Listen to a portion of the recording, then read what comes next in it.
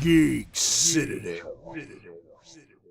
Welcome to the overview. This time we play JoJo's Bizarre Adventure, Eyes of Heaven on PlayStation 4. JoJo's Bizarre Adventure, Eyes of Heaven takes place during multiple storylines of the series. Instead of retelling the story from point A to the end, it starts with Jotaro Kujo during his battle with Dio. A completely new story begins from this point on, with Jotaro and his crew leaving through various points in time to meet different JoJo protagonists and characters. Speedwagon confronts Jotaro and recruits him to jump through anomalies in search of pieces of the Holy Corpse. I likened it to traveling around with Goku and collecting all of the Dragon Balls. One big warning though, this game doesn't exactly cover the main story of JoJo's Bizarre Adventure, but if you are only watching the show, it does have a heap of spoilers from the manga. You'll learn the end of events from series that haven't even made it into the anime yet. So if you have a fear of spoilers, just stay away from Eyes of Heaven until you've caught up. With that said, the story revolves around a lot of dead friends coming back to life. The Noble One is controlling various characters and only the Holy Corpse can free them.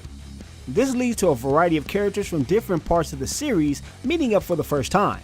It also makes for fan service style meetups that gel tremendously well with the design of the Bizarre Adventure universe. It's lovingly crafted and worth the experience for fans of the series despite the strange control scheme of combat. It utilizes in-game character models for cutscenes and slides of the manga for pivotal flashback sequences. The action on the screen is bright and vibrant and depicts the special abilities of our favorite characters perfectly. It's a delight to see Jotaro release his famous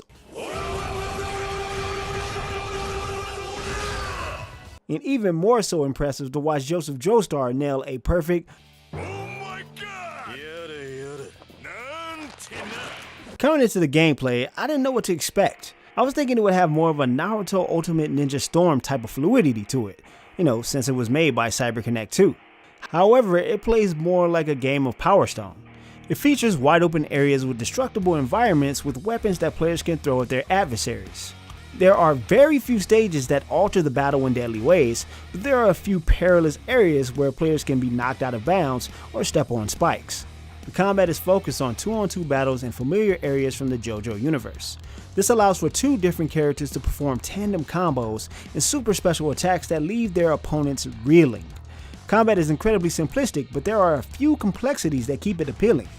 The characters can dash, counterattack, and backstab any foe. When a player is knocked down, they are invulnerable for a brief moment of time.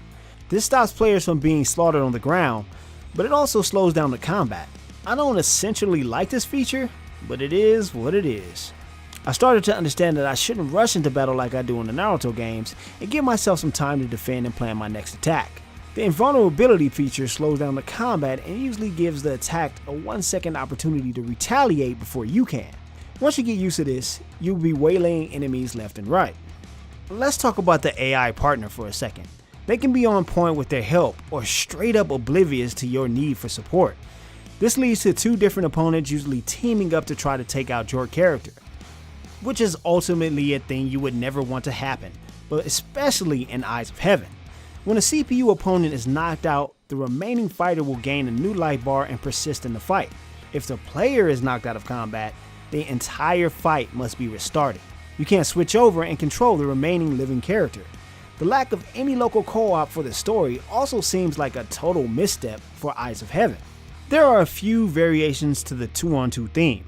There's a minigame chase mechanic and a brawler-style fighting mode that occurs during certain missions.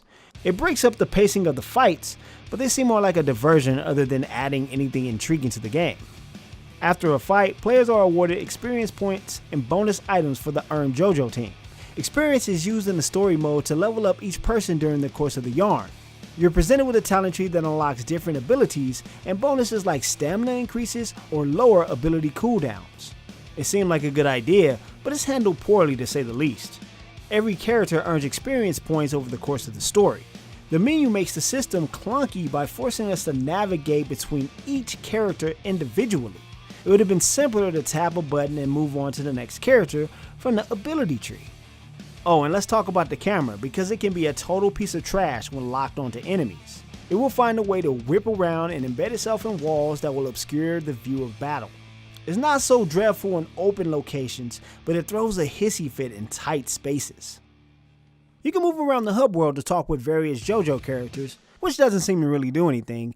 You can engage in a few activities while wandering around. You can find stamps, retry missions, or find special missions that allow you to play pivotal moments from the manga. Outside of the story, there's a free play mode for random battles against a computer or a friend, a network mode for those that like to get online in battle.